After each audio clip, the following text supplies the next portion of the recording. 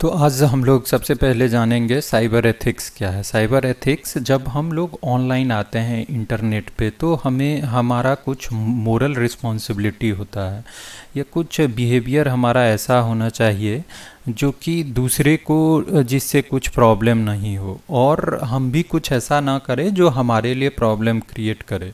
तो ये सब जो है ये साइबर एथिक्स के अंडर अंडर आता है। जैसा कि आप देख सकते हो यहाँ डेफिनेशन में है, सेट ऑफ मोरल रूल और code of responsible behaviour on the internet.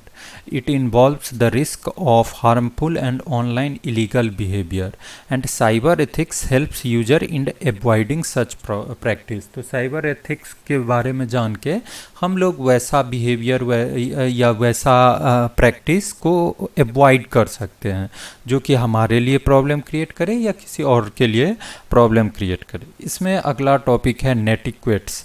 सो नेटिक्वेट्स क्या है? ये दो शब्दों के मेल से बना है, नेट और इटिक्वेट्स। नेट मीन्स तो हम लोग जानते हैं इंटरनेट, और etiquettes means good manner. Means internet पे गुड मैनर्स क्या है, मीन्स कैसे यूज किया जाए इंटरनेट को जो ये हमारे लिए प्रॉब्लम नहीं क्रिएट करे, किसी दूसरे के लिए प्रॉब्लम क्रिएट नहीं करे। This simply means the use of good manners in online communication such as email, forms, blogs and social networking sites.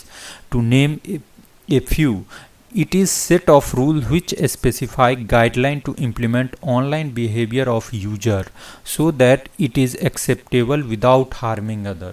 Means जब आप इंटरनेट यूज करते हो तो इस पे आप बहुत सारे चीज़ यूज कर सकते हो। आप ईमेल लिख सकते हो, फॉर्म क्रिएट कर सकते हो, ब्लॉग्स बनाते हो, आप सोशल नेटवर्किंग साइट पे जाते हो जस्ट लाइक फेसबुक, व्हाट्सएप और लिंक्डइन, इस तरह की डिफरेंट साइट्स है। तो आप इसका कैसे यूज करें जो ये आपके लिए भी कोई प्रॉब्लम क्रिएट ना करे और किसी दूसरे के लिए भी प्रॉब्लम क्रिएट नहीं करे, यही हम लोग नेटिक्वेट्स के अंदर देखेंगे।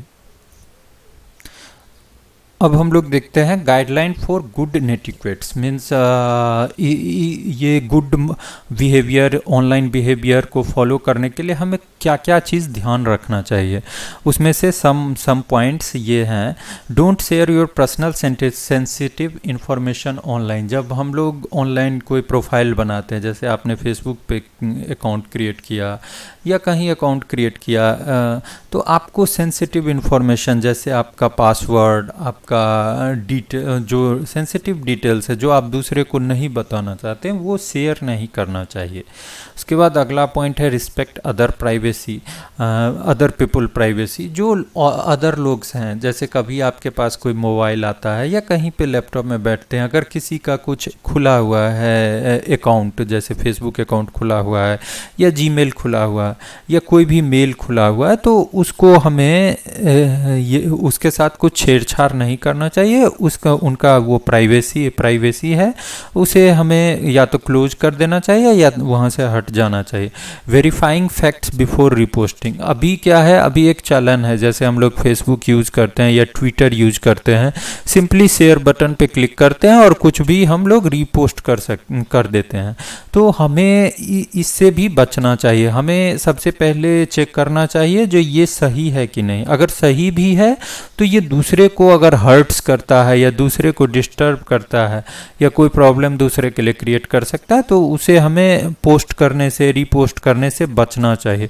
Don't over use the emotion. हम जब ऑनलाइन आते हैं तो हमें ज़्यादा इमोशनल पोस्ट नहीं करना चाहिए, उससे आपको भी प्रॉब्लम हो सकता है, दूसरे को प्रॉब्लम हो सकता है। स्पैम मैसेजेस आता है। स्पैम मैसेजेस वो मैसेज होता है जो कि फॉल्स होता है, जिसमें कि कुछ होता नहीं। जैसे आप कभी यूज देखे होंगे जो आपको मैसेज आया होगा, जो ये मैसेज 15 लोगों को फॉरवर्ड करो तो तुम्हारे साथ ये अच्छा होगा, अगर नहीं फॉरवर्ड किया तो ये कुछ बुरा हो जाएगा। तो ये सब स्पैम मैसेजेस के अंदर आते हैं।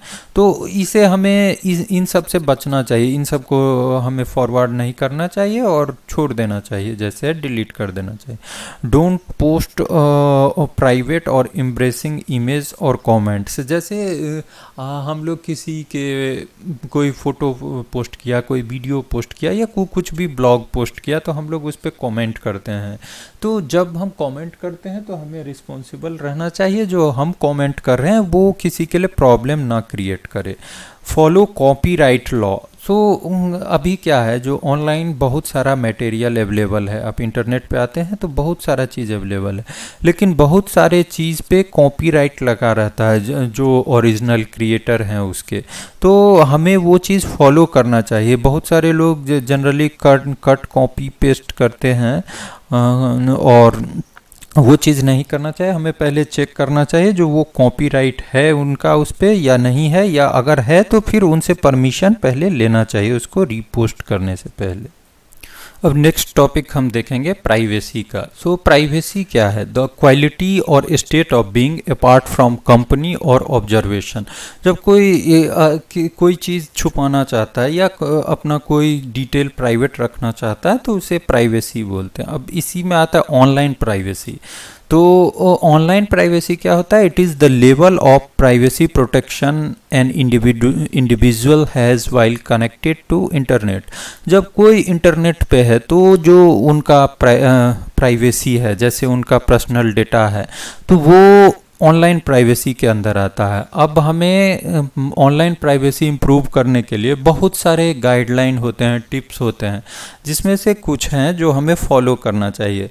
जैसे limit the personal information you share on social media. अभी के समय में बहुत सारे लोग सोशल मीडिया पे हैं, तो सोशल मीडिया पे क्या करते हैं, जनरली हम बहुत सारे चीज़ शेयर करते हैं, तो हमें लिमिट्स करना चाहिए अपना पर्सनल इंफॉर्मेशन। जैसे आपको अपना पासवर्ड नहीं शेयर करना चाहिए, कोई भी सेंसिटिव डेटा है आपका वो नहीं शेयर करना चाहिए। यूज स्ट्रॉन्ग पासवर्ड इन ऑनलाइन अकाउंट। हम लोग जब ऑनलाइन अकाउंट क्रिएट करते हैं तो हमें पासवर्ड रखना पड़ता है, तो वो पासवर्ड हमें ऐसा रखना चाहिए जो कोई ईजिली गेस ना कर सके। पासवर्ड में कॉम्बिनेशन ऑफ लेटर होना चाहिए, कि उसके बाद सिंबल होना चाहिए, नंबर्स होना चाहिए, जिससे कि वो थोड़ा हार्ड हो डिटेक्ट करना और कोई इजीली गेस ना कर सके या इजीली हमारा पासवर्ड हैक ना कर सके।